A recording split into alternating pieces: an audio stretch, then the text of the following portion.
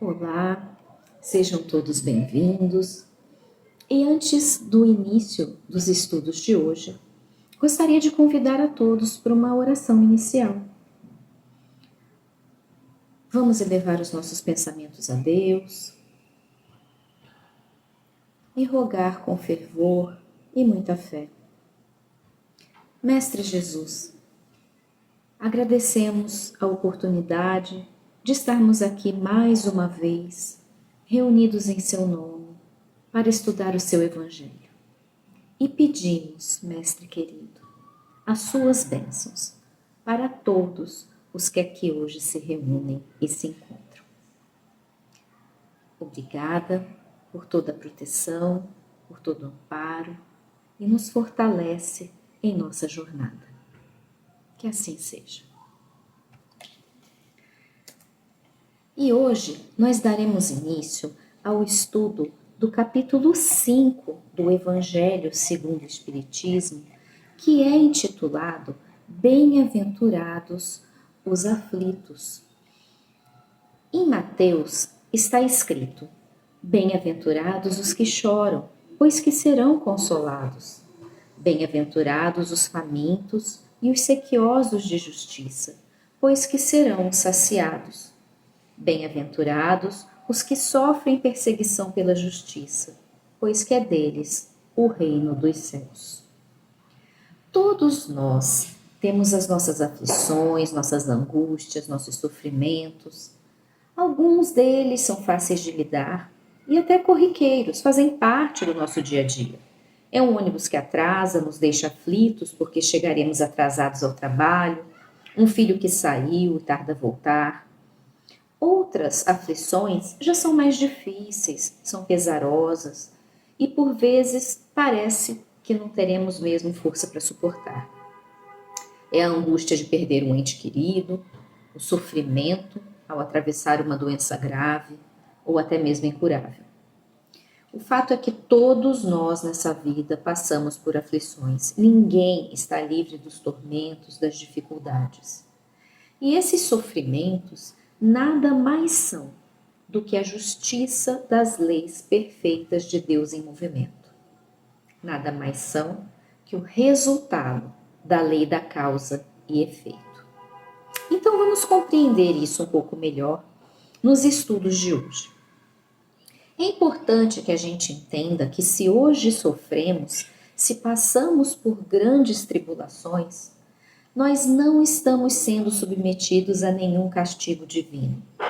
Nossas aflições são o efeito, o resultado de nossas escolhas, de nossas ações erradas que nós praticamos no passado. Esteja esse passado nessa vida ou em vidas pregressas. Se hoje sofremos e não fizemos nada nessa existência que possa dar motivo ao nosso padecimento, então certamente a causa se encontra em vidas anteriores, vidas passadas, pois Deus, que é bom e justo, não permitiria a nenhuma criatura sofrer sem razão. A doutrina espírita nos ensina que esse mundo, o planeta Terra, é um mundo de expiações e de provas, o que significa que todos nós estamos aqui para sermos provados em nossa firmeza de caráter diante dos desafios da vida. Salvo alguns espíritos que estão aqui em missão, todos nós vamos passar por alguma prova e por alguma expiação. E de acordo com o Espiritismo, a nossa prova consiste no quê? Prova consiste em enfrentar as consequências naturais de atos negativos que nós praticamos anteriormente e tendo assim a oportunidade nessa vida de repará-los, nos ajustando com as leis divinas e aprendendo a viver de uma forma mais harmoniosa com essas leis de Deus. Portanto, o objetivo das nossas provações é a nossa evolução, é a evolução da criatura e não o sofrimento. Mas esse objetivo só será alcançado se soubermos vivenciar essas experiências, essas provas, de forma positiva. E não nos desesperarmos, não nos revoltarmos, não ficarmos inconformados, não agirmos como vítimas, não nos fecharmos em torno de nossos problemas.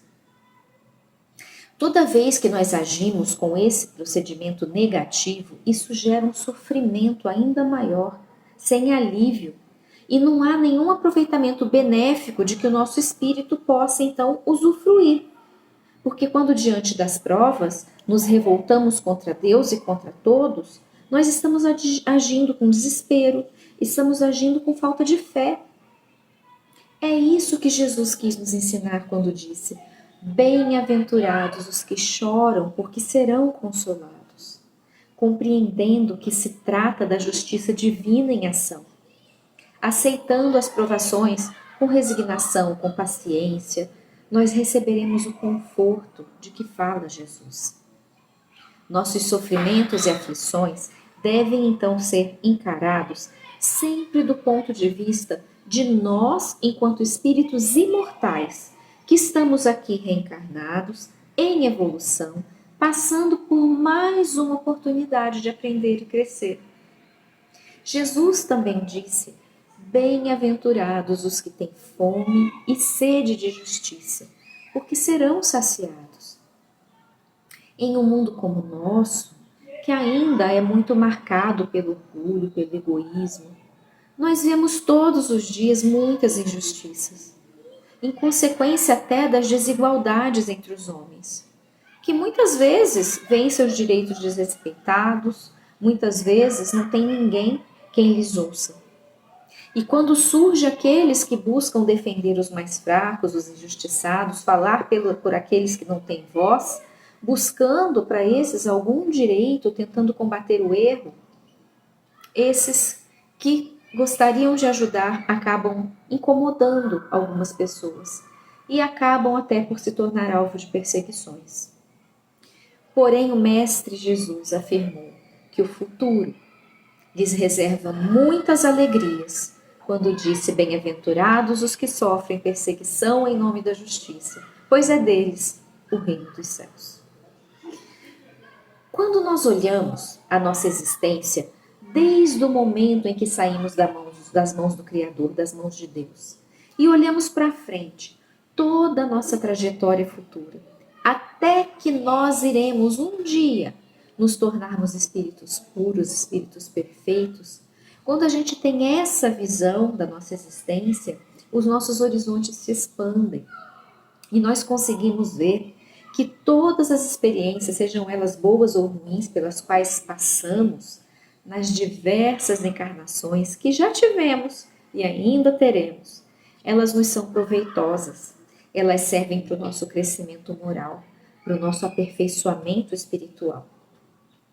E se nós fizermos uma autoanálise sincera, uma análise de nós mesmos, veremos que na maioria das vezes nós é que somos os causadores do nosso próprio sofrimento. Porque os sofrimentos existem para nos alertar que nós erramos, para que a gente perceba as consequências dos nossos atos ruins, das nossas ações impensadas, dos nossos pensamentos venenosos, das nossas palavras más. Os sofrimentos existem para nos mostrar a diferença entre o bem e o mal. Os sofrimentos existem para nos mostrar a diferença entre o bem e o mal. Muitas vezes as consequências chegam rápido do nosso mal proceder e nos é fácil compreender a conexão, entre o que nos aflige nesse momento e em razão daquele mal que nós fizemos ou praticamos. Porém, outras vezes, as consequências demoram e a gente acaba por esquecer. E por não nos lembrarmos do mal que fizemos em anos, décadas passadas, nós acabamos por julgar que não somos merecedores do que está nos acontecendo agora. É quando geralmente, diante de uma dificuldade, de um percalço da vida, a gente se pega perguntando a nós mesmos: o que foi que eu fiz para merecer isso? A gente pode não saber, a gente pode não lembrar, mas certamente nós fizemos algo para merecer, porque a justiça de Deus não falha jamais. Nenhum pai daria corrigindo a seu filho sem que esse filho houvesse feito algo ruim ou inadequado. A justiça de Deus é perfeita e soberana. Ele é o Pai de todos nós. A justiça divina pode até tardar, mas não falha jamais. Isso explica a felicidade que alguns desfrutam, enquanto outros só encontram sofrimento. Cada qual está colhendo aquilo que plantou.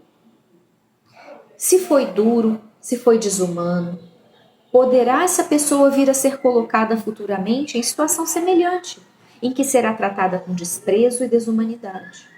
Se foi egoísta e mesquinho, se faz mau uso de sua riqueza, poderá ser privado até mesmo do necessário para a sobrevivência do corpo. Assim como os nossos sofrimentos de agora têm sua causa em algum momento anterior de nossas vidas ou de vidas passadas, tudo aquilo que estivermos fazendo de mal nessa vida, agora, terá reflexos mais para frente. Muitas vezes não sofremos as consequências nessa mesma vida. E aí muitos questionam onde estará a justiça de Deus, já que pessoas más passam a vida praticando o mal e nada lhes acontece. Saibamos que a prosperidade do mal é apenas momentânea. E essas pessoas que estão no mal, elas também terão oportunidade de enxergar seus erros e corrigir suas inadequações.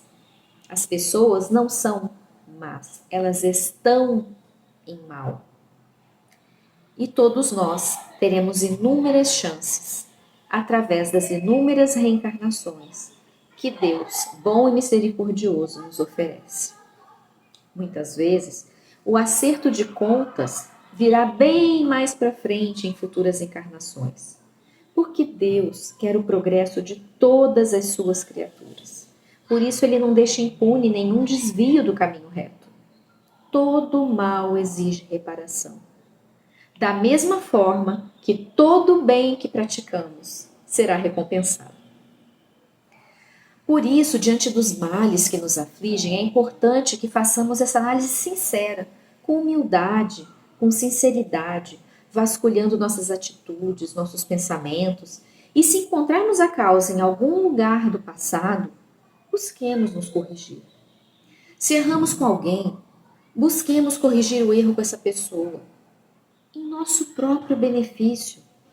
Porque a partir do momento que nós sanamos as nossas dívidas, nós seremos consolados em nossas aflições. Nunca é tarde demais para reconhecer e corrigir algum erro. Muitas pessoas creem que pedir perdão é ato de fraqueza, alegam que jamais irão se rebaixar diante do outro. É um grande erro pensar dessa forma.